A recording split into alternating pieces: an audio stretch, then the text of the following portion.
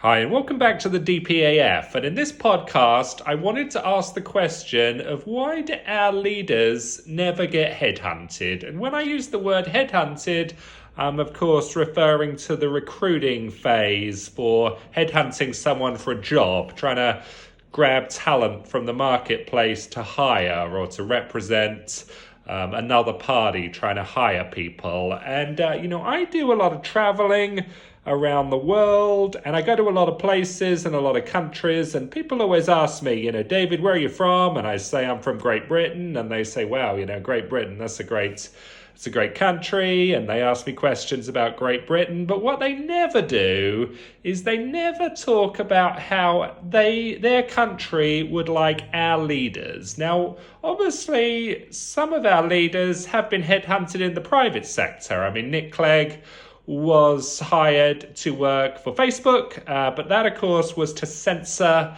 the free speech rights of British people. And David Cameron, of course, was headhunted and recruited to Greensill crony capital, but that was to rip off British taxpayers. I'm specifically referring to foreign governments trying to poach our top leadership talent, our top political leadership talent. And of course, as I make these foreign travels and international visits, no one ever asks me, David, that Rishi, he's such a smart guy when it comes to, keeping costs low and keeping debt low.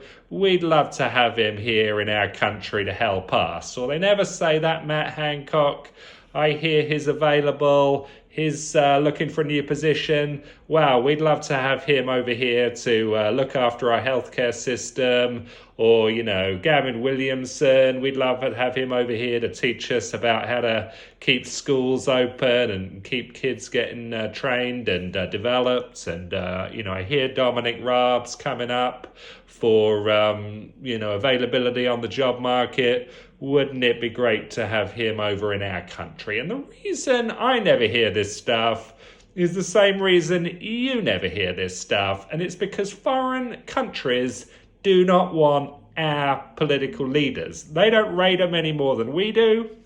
And they would much rather have our leaders running our country into the ground rather than running their country into the ground. I mean, we have people like Neil Ferguson, contributing to a lockdown, saying we're going to have 500,000 deaths if we don't, and Sweden's going to have 100,000 deaths if they don't.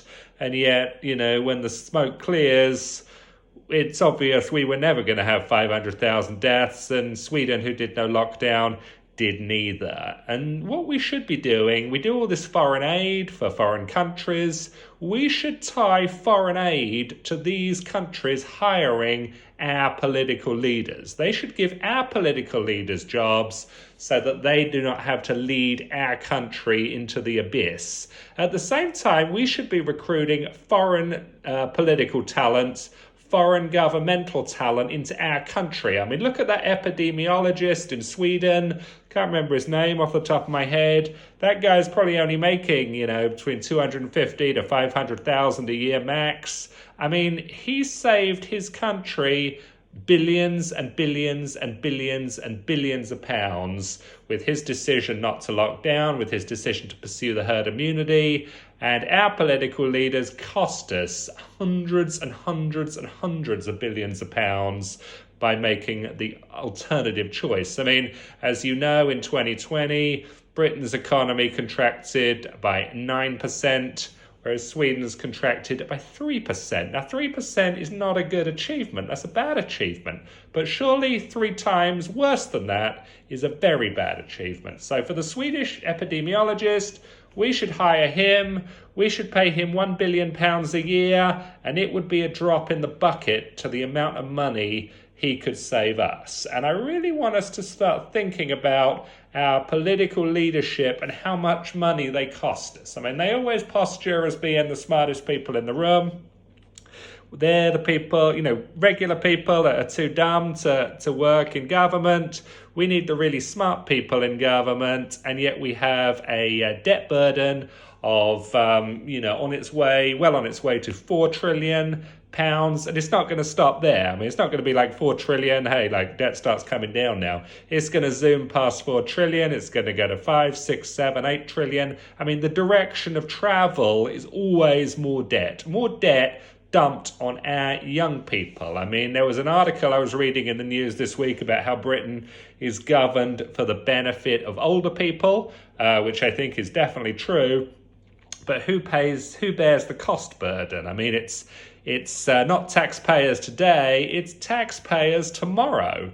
I mean, that's how much debt we have. So people that are too young to vote, people that haven't even been born, have to work and sacrifice to pay for debts accrued by earlier generations. And we also have a political establishment that never ever goes away. I mean, you look at these people like Theresa May, Ian Duncan Smith, William Hague, David Davis. I mean, weren't these people in the cabinet or in the shadow cabinet in the 1990s? I mean, that's like over 20 years ago, and yet they're still around. They never do their 5 years and then, go back into public life.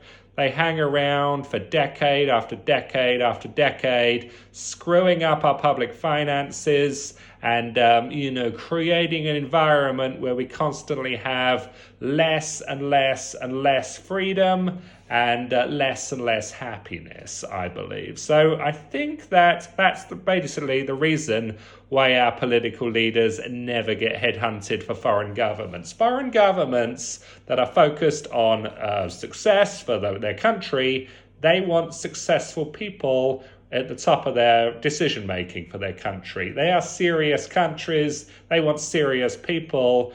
So they're not looking for examples from joke countries with joke people in charge like ours. Countries are typically looking to earn money, not give it away, and they're typically looking to improve standards of living, not reduce standards of living, which is what our country has been doing over a very long period of time, and now we're accelerating the process going forward.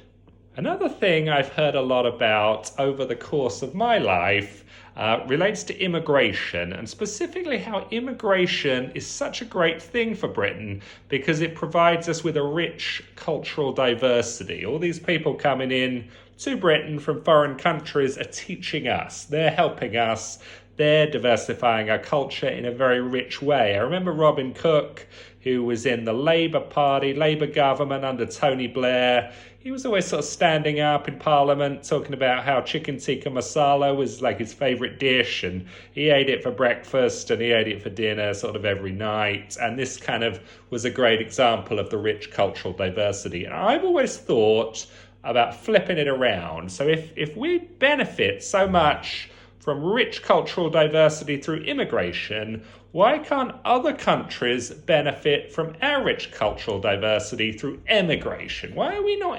emphasizing immigration? We emphasize immigration, but what about emigration? What about the top talent of our country? Instead of sitting around paying all these taxes, instead of sitting around with this massive debt burden, instead of sitting around with this massive inflation burden, instead of sitting around with this massive lockdown burden, why don't we emigrate? Why don't we export our cultural diversity into other countries, preferably other countries with low debt, preferably other countries with low tax, preferably other countries with high growth? I mean, we can enjoy British freedoms abroad, even though we cannot enjoy them at home. And that's what I've been doing. That's what I've done. I have moved over here to Georgia, which I would not have done had Britain not been locked down, had Britain not chosen the path of runaway debt.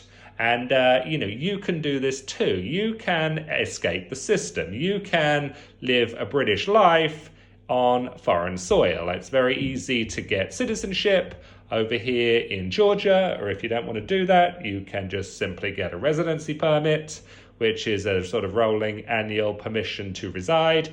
You can set up a business, you can open a bank account, you can get you can buy property, you can invest, and you can get ahead by saving more of your money, by not paying less of your money in tax. Whereas in Britain, you're falling behind because you're paying all the debts of older people or other people, and this may not be something that you necessarily were in favor of, but now you do not have any choice over it. So I want you to check out my new website, lifeboatnow.com. I want you to subscribe to the channel so we can talk more about escaping the system. But escaping the system means different things to different people, and our political leaders who are not getting headhunted for other countries, we need to get away from them. They are bad news for us, and, they are bad news for our country. We do not respect their leadership, and, we need to get back to self-governance, which is what Britain was all about. And if we can't do it on home soil, let's export our rich cultural diversity to foreign soil and enjoy British civil liberties there. So thanks a lot for listening. Please subscribe to the channel, and we'll talk to you soon.